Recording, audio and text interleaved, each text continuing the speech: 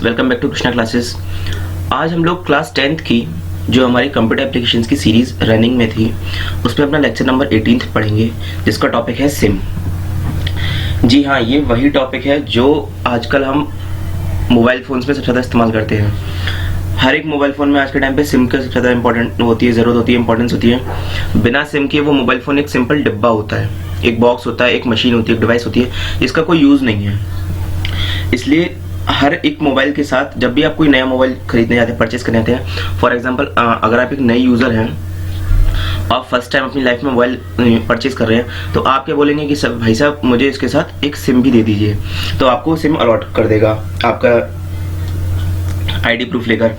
और वहीं दूसरे केस में अगर आप पहले से ही मोबाइल यूज़र रह चुके हैं, आपको बाद में कोई फ़ोन खरीद रहे हैं या फिर आपके पास ऑलरेडी एक सिम प्रेजेंट है, एग्जिस्ट करती है, तो आप उसी से पुरानी सिम को इस्तेमाल कर सकते हैं। इट मीन्स बिना सिम के एक मोबाइल फ़ोन सिंपल एक मशीन है, डिवाइस है, जिसका कोई यूज़ नहीं है। अगर आप सिंपल यूज़ भी करना चाहें उस डिवाइस को तो फोटो खींच सकते हैं, वीडियो शूट कर सकते हैं, दैट्स इट। अगर आप नेटवर्क में पहुँचेंगे, ठीक है, अगर आप उससे किसी से कम्युनिकेट करना चाहते हैं, किसी से कनेक्ट होना चाहते हैं, तो आप वो नहीं कर सकते विदाउट सिम। तो चलिए शुरू करते हैं अपने टॉपिक को। तो हमारा जो मेन टॉपिक है वो है SIM. SIM stands for subscriber identity module. एक ऐसा मॉड्यूल, एक ऐसी इंफॉर्मेशन जिसमें सब्सक्राइबर की आइडेंटिटी को डिस्प्ले किया जाता हो, शो किया जाता हो, ठीक है।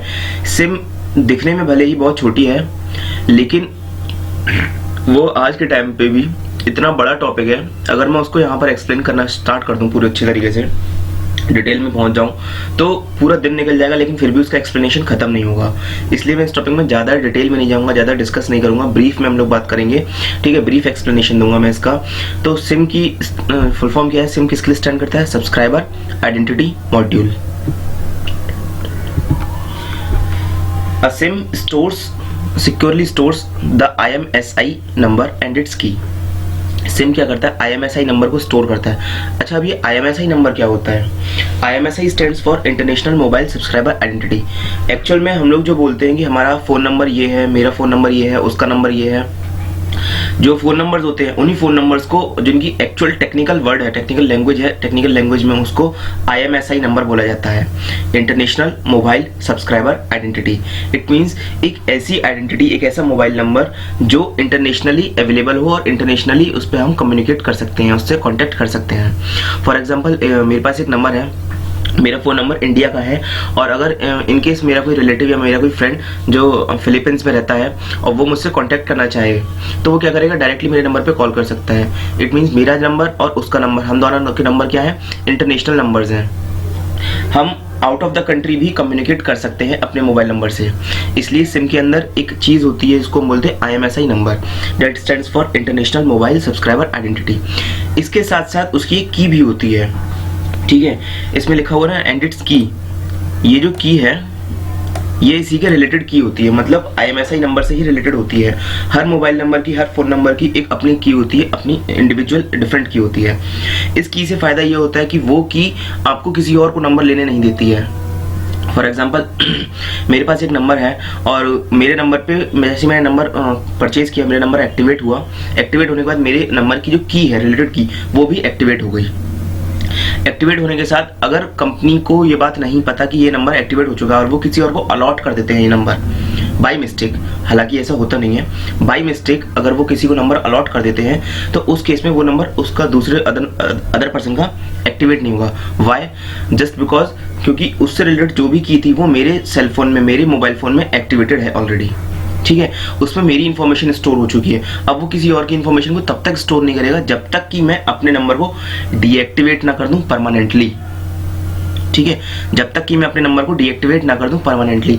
यही केस है, अगर मैं आप लोगों को एक एग्जांपल दूं कि जब कोई पर्सन, कोई यूज़र अपने मोबाइल को, अपनी सिम को 3 महीने से ज़्यादा बंद रखता है, तो जो उनके ऑपरेटर्स होते हैं, SIM operator, for example Airtel का नंबर है, तो एयरटेल के जो ऑपरेटर्स हैं, एयरटेल कंपनी क्या करेगी? वो देखेगी कि ये नंबर लास्ट 3 मंथ से इनएक्टिव है, इनएक्टिव है, इस पर कोई लॉगिन नहीं हो रहा है, कोई वो नहीं हो रहा, इनकमिंग आउटगोइंग नहीं हो रही, कोई मैसेजिंग नहीं हो रही, तो हम क्या करेंगे, तो एयरटेल कंपनी क्या करेगी, उस नंबर को डीएक्टिवेट कर देती है।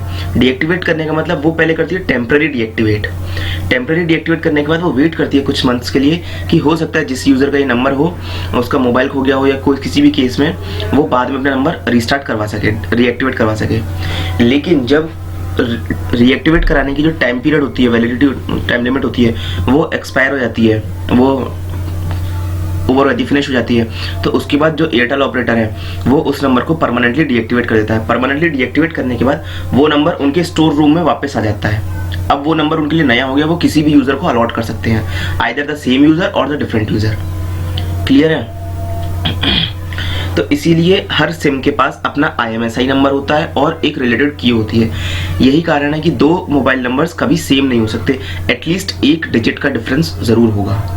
ठीक है, इसीलिए बोलते ना कि मैंने कभी कभी मैं फ़ोन लगाता हूँ पुराने नंबर पर और मैं बोलता हूँ कि हेलो मेरा दोस्त बोल रहा है, तो कहते हैं नहीं ये यहाँ नहीं, यहाँ से है नंबर, रॉन्ग नंबर इसको बोलते हैं। तो क्या होता है, मेरे दोस्त ने उस नंबर को डीएक्टिवेट करवा रखा है और वो नंबर किसी और को अलॉट हो गया कंपनी की तरफ से। ठीक है। Can store contact information. SIM को अगर आप लोग ध्यान से देखेंगे तो सिम के पीछे एक मेटल की चिप होती है। फाइबर के कार्ड पे, प्लास्टिक के कार्ड पर एक मेटल की चिप होती है। उस मेटल की चिप में अपनी कुछ मेमोरी होती है, उसकी पर्सनल मेमोरी होती है। उस मेमोरी में का इस्तेमाल कहाँ होता है, उस मेमोरी का इस्तेमाल होता है किसी भी मोबाइल नंबर या कॉन्टैक्ट नंबर को स्टोर करने के लिए। ठीक, इसके साथ साथ हमें एक लिमिट दी जाती है कि आप इतने मैसेजेस तक सिम में स्टोर कर सकते हैं। मुझे आज के टाइम तो नहीं पता, क्योंकि आज के टाइम पे सिम में बहुत कम लोग स्टोर करते हैं। पहले का टाइम बताता हूँ। पहले के टाइम में आज से लगभग 7-8 साल पहले की बात बता रहा हूँ, तो 7-8 साल पहले जो नंबर ऑफ मैसेजेस मिलते थे कि आप एक सिम में स्टोर कर सकते हैं वो थे 30। इट मीन्स आप 30 मैसेजेस के अलावा सिम में और मैसेज स्टोर नहीं कर सकते। अगर आपको 31st मैसेज को, जो आपको नया मैसेज आया उसको स्टोर करना है, तो पुराने किसी मैसेज को डिलीट करना होगा, तब आपकी स्पेस क्रिएट होगी, उसके बाद आप मैसेज स्टोर कर सकते हैं। इसी के साथ जो कॉन्टैक्ट्स की जो लिस्ट होती थी वो 500 तक, 300, 400 और 500 होती थी। इट मीन्स 300, 400 और 500। आप 500 कॉन्टैक्ट्स तक अपने सिम में स्टोर कर सकते थे। मोर देन 500 आपको सिम या तो दूसरी परचेज करनी पड़ेगी या फिर पुराने कॉन्टैक्ट्स को डिलीट करके नए कॉन्टैक्ट्स को स्टोर करना पड़ेगा। ठीक है। अच्छा, सिम में ये कॉन्टैक्ट इन्फॉर्मेशन को स्टोर करने का जो फीचर दिया गया था वो क्यों दिया गया था? उसका रीज़न ये था, जब स्टार्टिंग में मोबाइल फ़ोन्स आए थे, जब सिम आई थी, तब उसमें कॉन्टैक्ट इन्फॉर्मेशन स्टोर करने की कोई फीचर नहीं थी। तो क्या होता था, जो भी हम मोबाइल नंबर अपने फ़ोन में सेव करते हैं, फीड करते हैं, तो मोबाइल टूटने, खोने या ख़राब होने की कंडीशन में वो फ़ोन नंबर, वो कॉन्टैक्ट नंबर हमारे सिम में नहीं होता है, तो वो लॉस्ट हो जाता है, खो जाता है। फिर हमें उस नंबर पर कॉन्टैक्ट करने में प्रॉब्लम आती है, क्योंकि अब वो हमारे लिए अननोन है। किसी भी मोबाइल नंबर को याद रखना इतना आसान नहीं है। आप अपने पर्सनल नंबर्स को ही याद रख सकते हैं, जैसे मम्मी का, पापा का, भाई का, बहन का, बस इतने ही नंबर्स आप याद रख सकते हैं। अब ऐसा नहीं कि मेरे फ़ोन में 100 कॉन्टैक्ट्स हैं तो मैं 100 के 100 कॉन्टैक्ट्स को रटे बैठा हूँ, इम्पॉसिबल है। इसीलिए सिम में कॉन्टैक्ट इन्फॉर्मेशन स्टोर करने के लिए एक फीचर दिया गया, जिससे कि इन केस यूज़र का फ़ोन डैमेज हो जाए, लॉस्ट हो जाए या कोई भी इसमें प्रॉब्लम आ जाए, तो वो सिम निकाल कर दूसरे डिवाइस में डालकर सारे कॉन्टैक्ट्स को रिकवर कर सकता है। Clear? It is a silicon integrated circuit chip. अब जो सिम जो होती है वो क्या होती है, silicon based integrated circuit chip होती है, सिलिकॉन बेस्ड आईसी होती है। मोबाइल फोन्स में, लैपटॉप्स में, कंप्यूटर्स में जितने भी टेक्निकल डिवाइसेस होते हैं टेक्नोलॉजी से रिलेटेड, इन सब में आईसी फिट की जाती है, इंटीग्रेटेड सर्किट्स। इंटीग्रेटेड सर्किट्स में क्या होता है, एक चिप होती है, उसमें प्रोग्रामिंग की जाती है ताकि वो अपने प्रॉपर फंक्शनिंग को एग्जीक्यूट कर सके। क्लियर? और जो सिम होती है वो सिलिकॉन बेस्ड होती है। सिलिकॉन आपका एक मेटलॉइड है, एक सेमीकंडक्टर है, उस सेमीकंडक्टर से बनी हुई एक आईसी चिप होती है। अ सिम कार्ड कंटेन्स, ये सबसे इंपॉर्टेंट टॉपिक है, मतलब सिम टॉपिक जो है पूरा इंपॉर्टेंट है बेसिकली, बट सिम कार्ड जो है, सिम कार्ड कंटेन्स, ये इसलिए मैं इसको इंपॉर्टेंट कैटेगरी में रखूंगा क्योंकि इसमें ये पता चल जाता है कि एक सिम कार्ड के अंदर जो छोटी सी सिम कार्ड दिखती है, उस सिम कार्ड के अंदर कितनी सारी चीज़ें स्टोर हो सकती हैं या फिर कितनी सारी चीज़ें वो कंटेन करता है। ठीक है, तो पहला है हमारा unique serial number. Unique serial number में आता है ICCID। अब ये ICCID एक्चुअल में है क्या? तो ICCID की जो फुल फॉर्म है वो है इंटीग्रेटेड सर्किट कार्ड आइडेंटिफायर। ठीक है, integrated circuit card identifier. It means एक ऐसा कार्ड, एक ऐसी चिप लगाई जाती है जो आपके आईसी को आइडेंटिफाई करके उसका नंबर दे सके। ठीक है।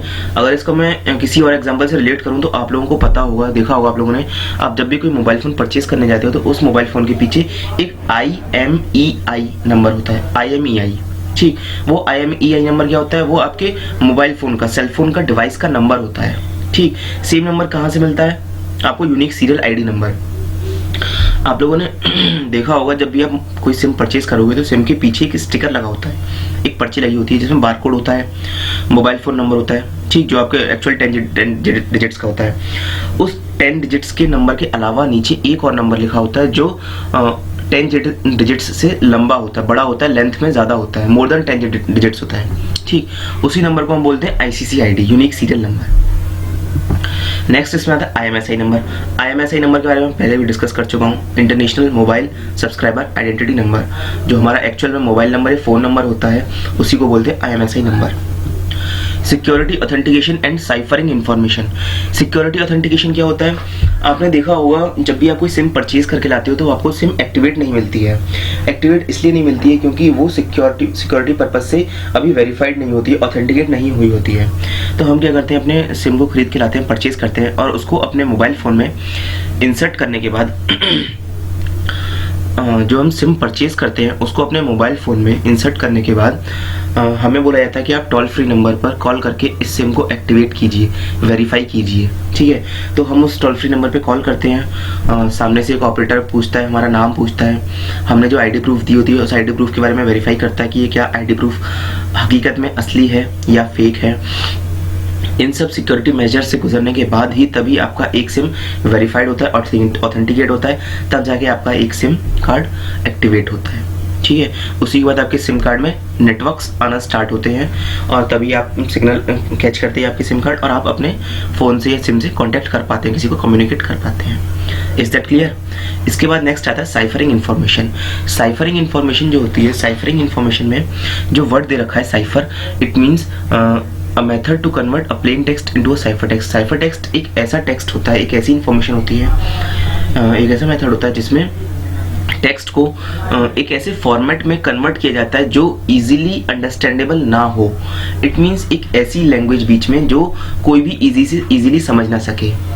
इसका इस्तेमाल तब किया जाता है जब मैं आप लोगों को बताऊं, आप लोगों ने मूवीज़ देखी होंगी तो आर्मी बेस, एक आर्मी बेस से दूसरे आर्मी बेस तक जो इन्फॉर्मेशन जाती है वो मॉर्स कोड के फॉर्म में आती है। जैसे एक छोटी सी मशीन होती है जिसपे एक ऑपरेटर बैठा होता है, वो टू टू टू टक टक टक टू टू टू करके इन्फॉर्मेशन एक जगह से दूसरी जगह पास ऑन करता है। वो इसलिए करता है कि इन केस बीच में अगर कोई थर्ड पार्टी उस इन्फॉर्मेशन को पकड़ ले तो उसको समझ ना पाए। ठीक है, ये रखते हैं साइफर, ये होता है साइफर मोड। इसीलिए जो इन्फॉर्मेशन पास होती है सिम से यूज़र से सेंडर की, सेंडर से रिसीवर की तरफ, या फिर सिम जो भी इन्फॉर्मेशन को कंटेन करता है वो साइफर फॉर्म में होती है, साइफर टेक्स्ट की फॉर्म में। क्लियर? नेक्स्ट होता है temporary information related to local network. अच्छा, ये temporary information related to local network का मतलब क्या है? आपने देखा होगा कि सिम जो आती हैं वो ऑपरेटर के साथ आती हैं। इट मीन्स एयरटेल की सिम, BSNL, जियो, वोडाफोन, टेलीनॉर, टाटा डोकोमो, तो जितनी भी सिम होती हैं वो अपने नेटवर्क्स को, जो ऑपरेटर्स होते हैं उन लोकल नेटवर्क की टेम्पररी इन्फॉर्मेशन रखते हैं। अब ये टेम्पररी इन्फॉर्मेशन रखने का क्या सिस्टम है? जैसे फॉर एग्जांपल मैंने एक सिम खरीदी एयरटेल से, तो एयरटेल वाले ने उस सिम को बनाया है, क्रिएट किया है, ठीक, वो मुझको सारी सर्विस प्रोवाइड कर रहा है, तो वो सिम एयरटेल की प्रॉपर परमानेंट इन्फॉर्मेशन रखनी चाहिए ना उसको, वो टेम्पररी क्यों रखता है? टेम्पररी इन्फॉर्मेशन इसलिए रखा जाता है क्योंकि अगर यूज़र का मन है, यूज़र चाहता है तो अपनी सिम को दूसरे नेटवर्क में, दूसरे ऑपरेटर में पोर्ट कर सकता है। फॉर एग्जांपल मेरी एक कोई एयरटेल की सिम है, मैं चाहता हूँ उस सिम को कन्वर्ट कर लूँ BSNL में, तो अगर मेरी सिम में अगर परमानेंट इन्फॉर्मेशन है, मेरी अगर सिम में परमानेंट इन्फॉर्मेशन है अपने लोकल नेटवर्क के लिए, तो वो उसको डिलीट नहीं करेगा। इट मीन्स अगर डिलीट नहीं कर पाएगा तो मैं उसको चेंज नहीं कर पाऊंगा, और जब तक चेंज नहीं करूंगा मेरी सिम पोर्ट नहीं होगी। इसलिए सिम पोर्ट करने के लिए हम लोग टेम्पररी इन्फॉर्मेशन को रखते हैं। ये तो रही बात टेम्पररी इन्फॉर्मेशन की। अब हम बात करते हैं लिस्ट ऑफ सर्विसेज की। इट मीन्स हर सिम के पास अपनी कुछ सर्विसेज होती हैं, जैसे डू नॉट डिस्टर्ब और मैसेजिंग की फीचर।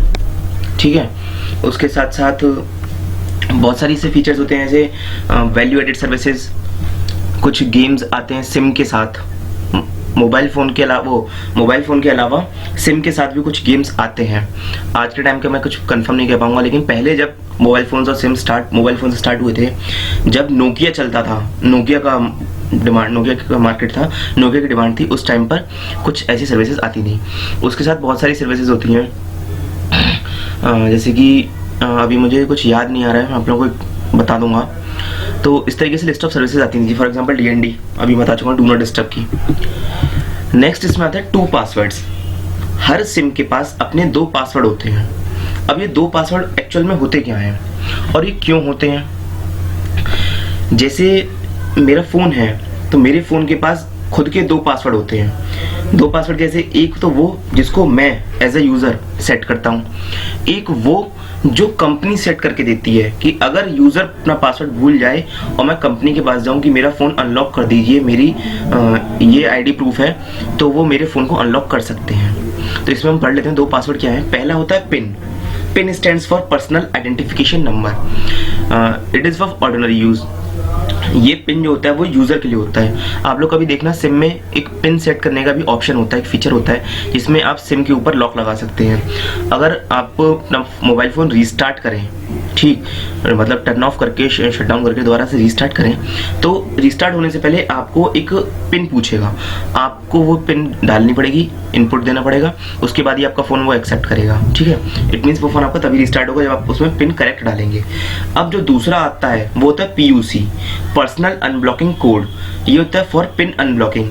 बहुत से केसेस में क्या होता है, पिन के जो अटेम्प्ट्स होते हैं, नंबर ऑफ अटेम्प्ट्स, वो 3 अटेम्प्ट्स होते हैं, 4 अटेम्प्ट्स या 5 अटेम्प्ट्स, किसी में 10 अटेम्प्ट्स भी होते हैं। जब वो नंबर ऑफ अटेम्प्ट्स फिनिश हो जाते हैं, खत्म ओवर हो जाते हैं, तब वो सिम परमानेंटली ब्लॉक हो जाती है। अब वो सिम ब्लॉक जब हो गई तो उस सिम को अनब्लॉक करने का बस एक ही मेथड है कि आप कंपनी से ऑपरेटर में फ़ोन करिए, कस्टमर केयर से बात कीजिए, वो आपको PUC देंगे, पर्सनल अनब्लॉकिंग कोड, और तब आप उसको अपने फ़ोन में, सिम में एंटर कीजिए, इनपुट दीजिए और आपका फ़ोन अनलॉक हो जाएगा। तो PUC क्या होता है, जब हमारी पिन ब्लॉक हो जाती है, जब हमारी सारी पिन के अटेम्प्ट्स खत्म हो जाते हैं, तब हम PUC कोड डालकर उसको चेंज कर सकते हैं। ठीक, PUC कोड जो होता है वो एट अ टाइम जनरेट होता है उसी सिम के लिए ऊपर कस्टमर केयर से। क्लियर? तो आज की वीडियो में हम लोग बस इतना ही रखेंगे। और हाँ, अगर आपने चैनल को अब तक सब्सक्राइब नहीं किया तो चैनल को सब्सक्राइब कर लीजिए। अगर आपको ये वीडियो पसंद आई तो वीडियो को लाइक कीजिए, शेयर कीजिए, ज़्यादा से ज़्यादा वीडियो पे कमेंट कीजिए, अपने बैचमेट्स, अपने क्लासमेट्स, अपने जितने भी दोस्त हैं, जिगरी यार हैं, बेस्ट बडीज हैं, उनके साथ शेयर कीजिए, जिससे मेरे साथ साथ आपके साथ साथ उनका भी कुछ फ़ायदा हो सके।